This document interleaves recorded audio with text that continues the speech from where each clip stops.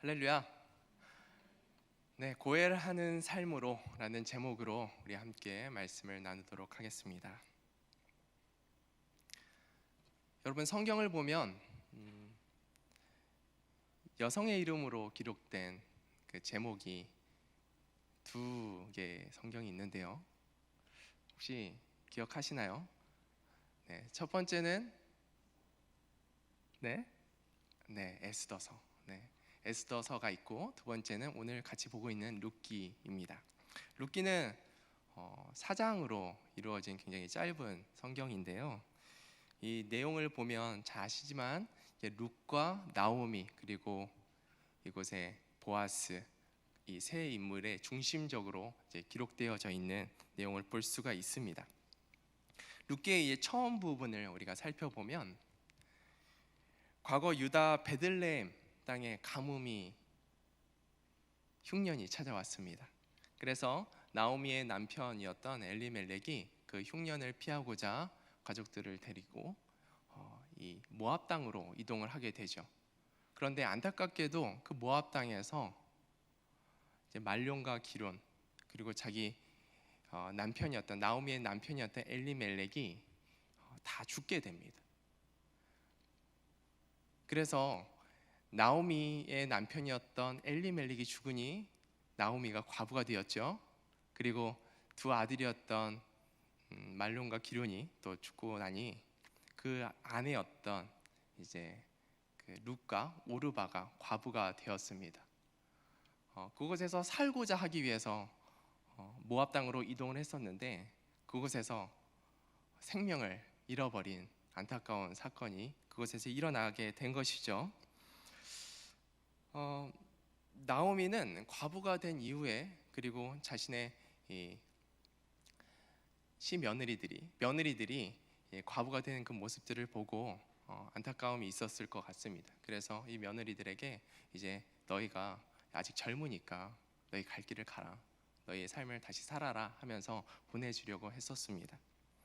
그런데 생각을 해보면 이 과부라는 삶이 당시 사회적 구조를 생각했을 때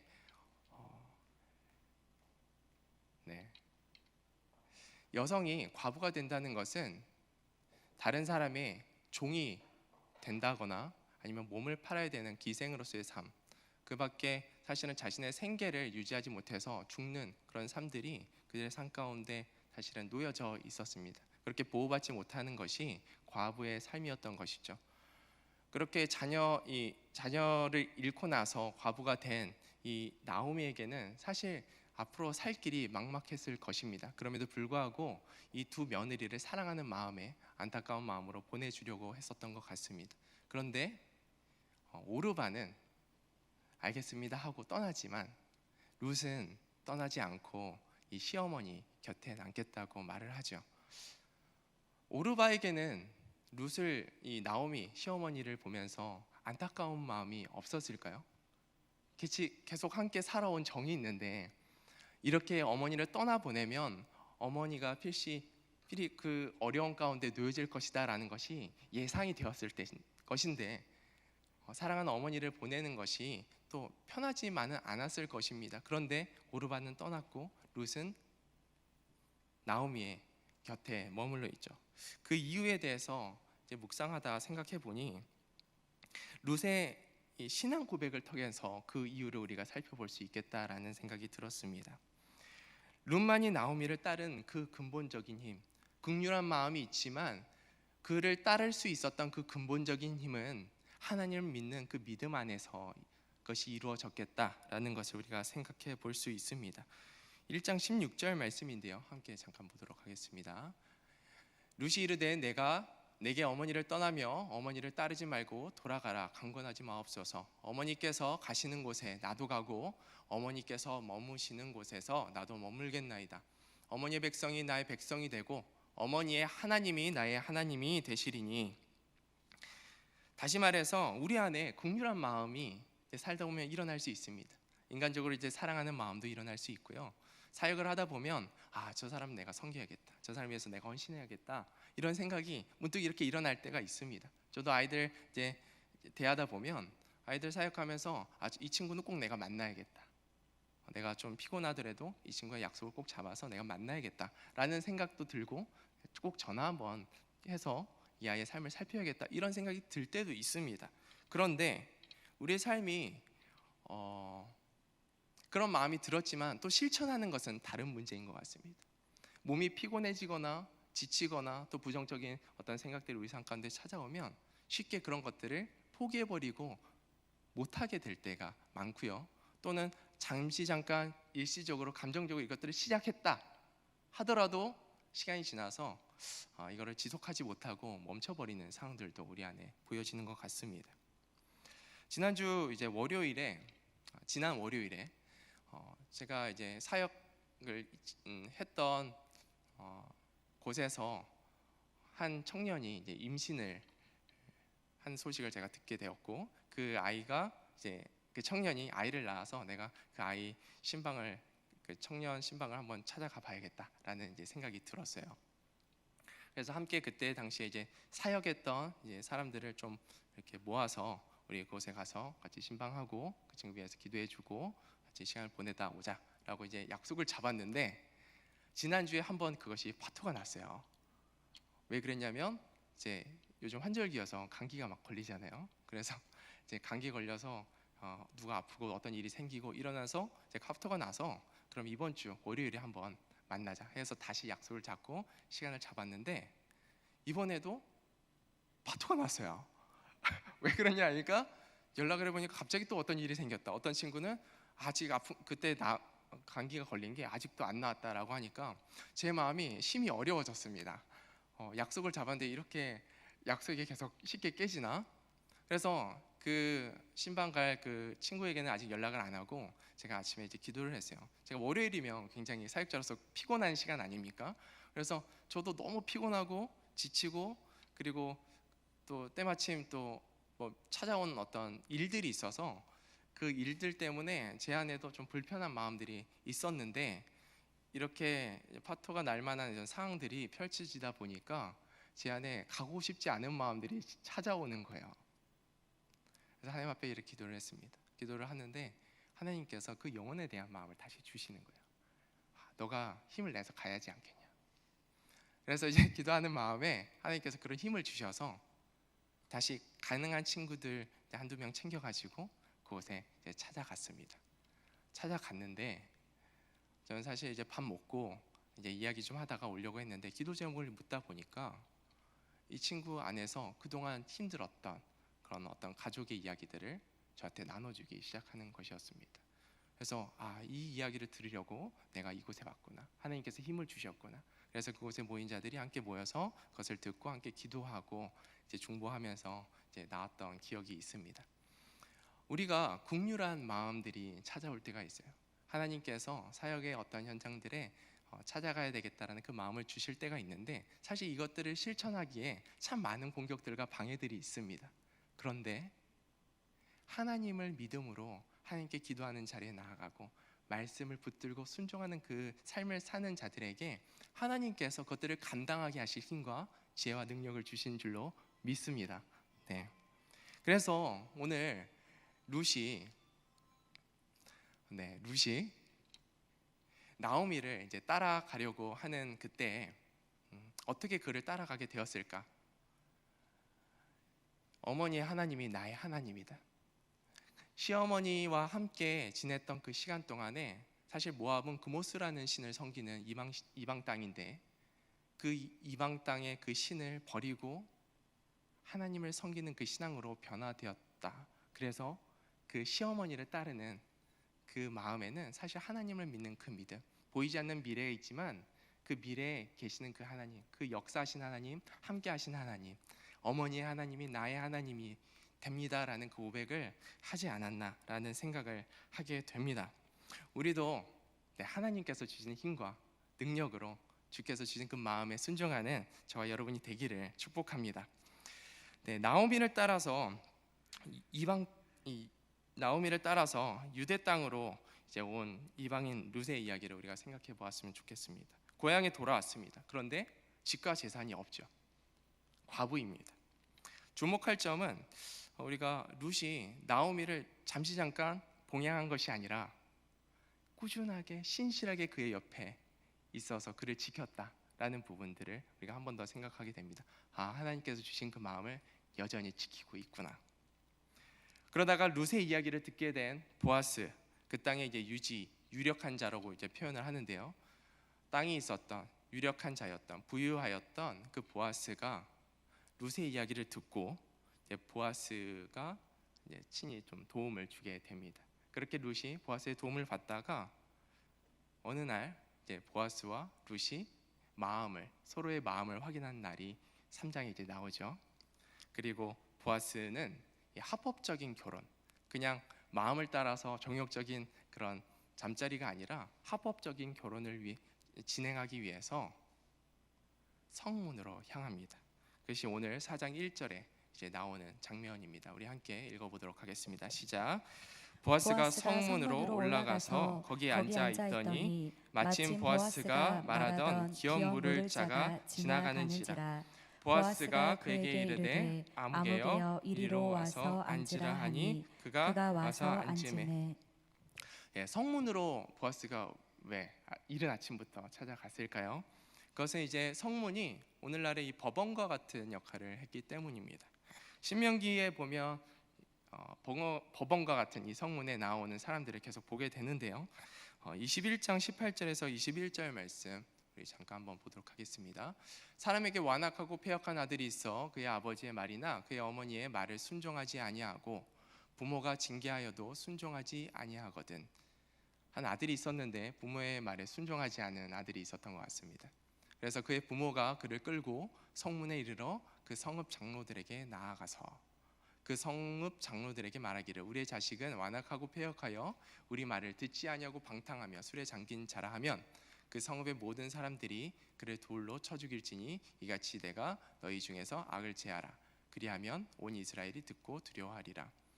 이것이 하나님께서 율법으로 준 말씀이었는데 당시 상황을 좀 생각해 보면 그들이 어떤 율법을 따라서 판결을 내릴 때는 이 이스라엘의 머리의 역할을 하고 있는 그 장로들이 모여 있는 이 성문 앞으로 나아갔음을 우리가 알 수 있습니다. 이렇게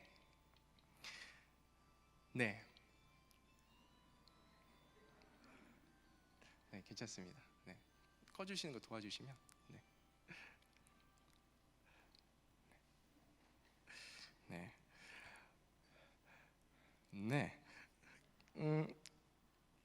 그렇게 성문 앞으로 나아갔던 것이죠. 이제 판결을 받기 위해서 성문 앞으로 나아갔습니다. 보아스도 룻과 결혼을 하기 위해서 성문 앞으로 나아갈 만한 이유가 있었습니다. 뭔가 진행해야 되는 절차가 있었던 것이죠. 결혼을 위한 절차가 무엇이었을까? 보아스가 룻과 결혼하기 위한 절차는 기업 물을 자가 되어야 했었습니다. 기업 물을 자. 기업 물을 자를 히브리어로 고엘이라고 합니다.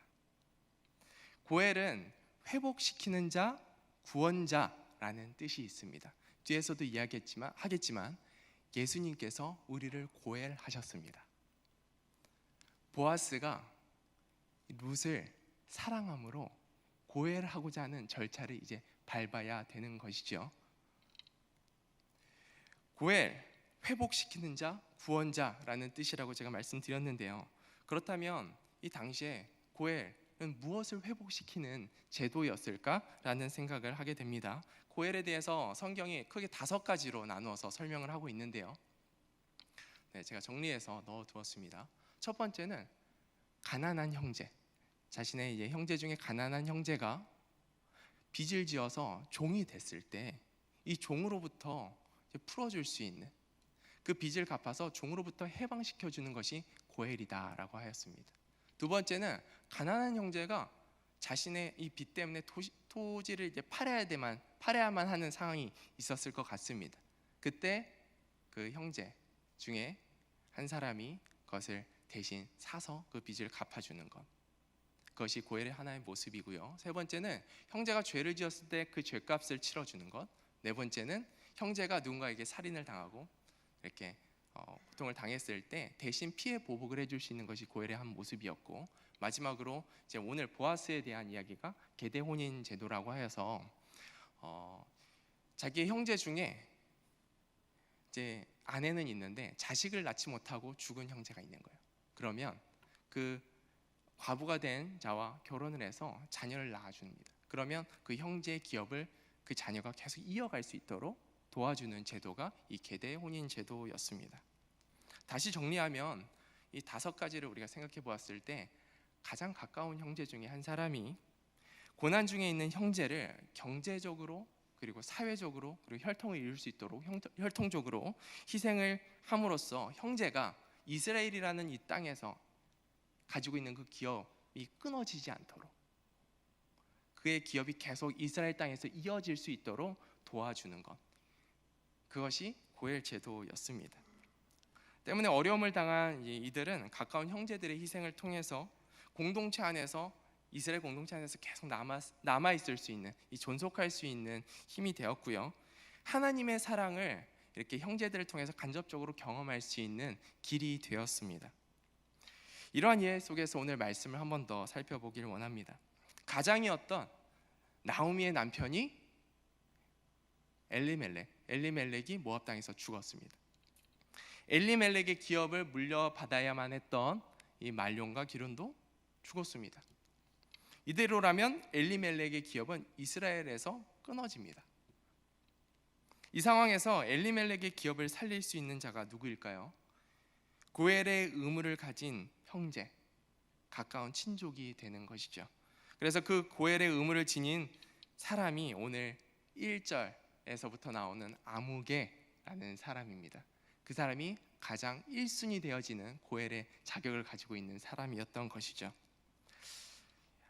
그런데 우리가 내용을 보면 이스라엘 백성이라면 말씀을 따라서 이 고엘 제도를 따라서 고엘을 해야 되는데 아무개는 고엘을 하지 않습니다.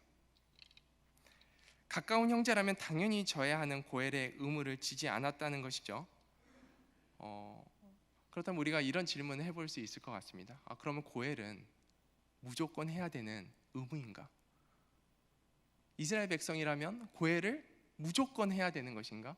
다른 선택은 없는가? 라고 질문을 해볼 수 있을 텐데 말씀을 보니 고엘하지 않을 수도 있었습니다. 그런데 그것이 이스라엘 안에서 수치스러운 일이었다라고 기록하고 있습니다. 신명기 25장 9절에서 10절 말씀 보면 고엘에 대한 이야기가 나오는데요. 그의 형제의 아내가 장로들 앞에서 그에게 나아가서 그의 발에서 신을 벗기고 그의 얼굴에 침을 뱉으며 이르기를 그의 형제의 집을 세우기를 즐겨하지 아니하는 자에게 이같이 할 것이라 하고 10절 함께 읽어보겠습니다. 시작. 이스라엘 중에서 그의 이름을 신벗긴 받은 자의 집이라 부를 것이니라. 아멘. 계속 띄워주세요. 이 말씀이 어떤 상황이냐면 고엘을 할 수 있는 그 자격을 가진 자가 고엘을 하지 않았을 때 이스라엘 백성이 그를 어떻게 여겨야 되는지에 대해서 기록하고 있는 내용입니다. 그의 발에서 신을 벗겨라. 그리고 그의 얼굴에 침을 뱉어라. 그리고 그 집을 향하여서는 신벗긴 받은 자의 집이라 불러라.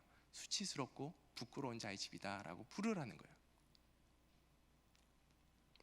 그런데 아무개는요, 이 수치스러운 일을 겪는 것보다 자신이 손해보는 것을 더 크게 여겼던 것 같습니다. 자신이 희생하는 것이 더 큰 문제다라고 생각했던 것 같습니다. 그래서 성경은 공동체를 위해 이 말씀을 따라서 헌신하지 않은, 희생하지 않은 그의 이름을 부끄럽게 여기고 이름조차 기록하지 않고 아무개라고 기록하고 있습니다. 정리하면 우리가 하나님의 말씀을 함께 듣고 있습니다. 그런데 우리가 우리의 희생을 기뻐하지 아니하고 우리가 하나님께서 말씀을 주시는데 이 순종을 하면 내가 희생할 것 같다. 희생이 너무 순종했을 때 나에게 감당해야 되는 희생이 너무 큰 것 같다라는 그 마음으로 사실 말씀에 순종하지 않는 우리의 삶은 아무개와 다를 바 없다라는 생각을 한 번 더 하게 됩니다. 성경은 이 말씀 묵상하면서 떠올랐던 말씀이 주여 주여 하는 자마다 천국에 들어갈 것이 아니라 하나님의 말씀대로 하는 자라요. 하나님의 나라에 들어갈 것이다 라는 말씀하셨던 것처럼 우리가 하나님께서 주신 그 말씀에 순종하는 삶은 하나님 나라에 그리고 하나님의 그 마음에 우리의 이름이 새겨지고 기억되어지는 줄로 믿습니다. 이 아무개의 다음으로 엘리멜렉의 기업을 이어가도록 고해를 할 수 있는 이 형제가 바로 보아스였습니다. 룻기 4장 4절 말씀 함께 읽도록 하겠습니다. 시작. 내가 여기 앉은 이들과 내 백성의 장로들 앞에서 그것을 사라고 내게 말하여 알게 하였노라. 만일 내가 물으려니와 만일 내게 물으지 아니하려거든 내게 고하여 알게 하라. 내 다음은 나요 그 외에는 물을 자가 없느니라 하니 그가 이르되 내가 물으리라 하는지라. 아멘. 보아스가 이제 아무개에게 물었던 것이죠. 너가 고해를 할래? 너가 1순위인데 고해를 할래? 그러자 이제 처음에는 사실 모르겠다 했다가 이거 손해 보는 것 같은데 하니까 이제 내가 물으지 않겠다라고 번복을 합니다. 룻기 4장 6절 말씀을 제가 보겠습니다. 그 기업 물을 자가 이르되 나는 내 기업에 손해가 있을까 하여 나를 위하여 물으지 못하노니 내가 물을 것을 내가 물으라. 나는 물으지 못하겠노라 하는지라라고 이제 번복을 하고 있는 것이죠. 이로 인해서 모든 장로들과 사람들 앞에서 보아스가 고해를 할 수 있는 위치로 그 자격을 얻게 됩니다. 룻기 4장 11절에서 12절 말씀을 보면 이제 축복받는 장면이 나오는데요. 성문에 있는 모든 백성과 장로들이 이르되 우리가 증인이 되나니 여호와께서 내 집에 들어가는 여인으로 이스라엘 집에 세운 라헬과 레아 두 사람과 같게 하시고 내가 에브라스에서 유력하고 베들레헴에서 유명하게 하시기를 원하며 여호와께서 이 젊은 여자로 말미암아 내게 상속자를 주사 내 집이 다말이 유다에게 낳아준 베레스의 집과 같게 하시기를 원하노라 하니라 라고 장로들과 사람들 앞에서 인정받고 축복받는 장면이 나옵니다. 오늘 말씀을 통해서 마지막으로 도전되는 부분은요, 보아스의 모습입니다. 오늘 말씀 제목이 고해라는 삶으로 라는 제목이죠. 바로 보아스의 고해의 정신을 우리는 닮아야 될 줄로 믿습니다. 고헬은 회복시키는 자, 구원자였습니다. 우리가 누군가를 회복시키기 위해서는요, 반드시 희생하는 삶이 따라야 합니다. 보아스가 이제 겪어야 되는 희생이 무엇일까요? 여러분, 보아스의 어머니가 누군지 아십니까?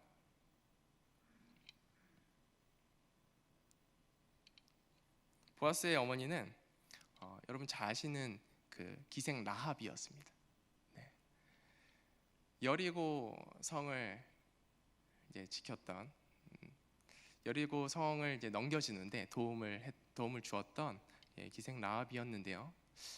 요즘 이제 영상을 이제 보다 보면 요즘 우리나라에 이제 외국인들이 많이 들어오고 다문화 가족들이 많이 생기는 것 같습니다. 저희 이제 루아가 다니는 유치원만 보더라도 이제 혼혈 친구들이 이제 종종 있는 것들을 좀 보게 됩니다. 이렇게 좀 가까이 있구나라는 생각을 하게 되는데 TV를 보다 보니까 그 아이들이 자라나면서 왕따를 당하거나 이렇게 분리되어지는 문화적으로 이제 분리되어지고 고통당하는 그런 모습들을 이제 쉽게 좀 보게 되었던 것 같습니다.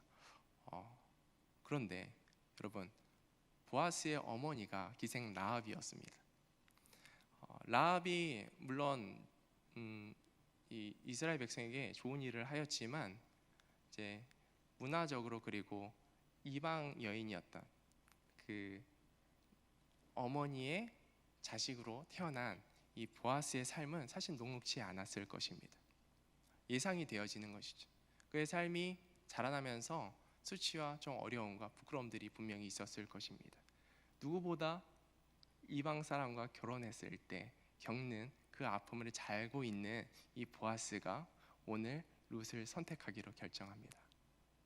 룻과 결혼했을 때 이 가정이 감당해야 되는 또 아픔과 부끄러움과 수치가 분명히 있었을 것이죠. 그럼에도 불구하고 보아스는 룻을 사랑함으로 택하여 자신의 가족으로 이제 삼습니다.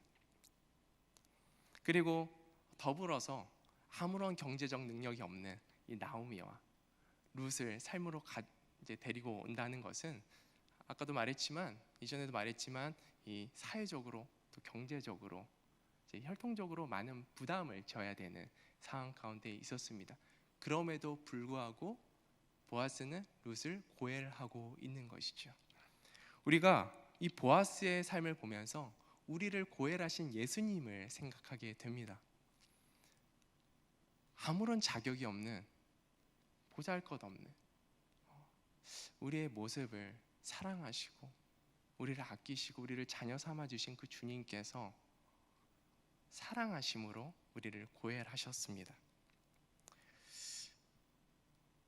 죄의 삭스로 영원한 죽음밖에 남지 않은 우리의 인생을 구원하시고 회복시키시기 위해서 예수님이 친히 십자가에서 죽으시고 우리를 고해하셨습니다.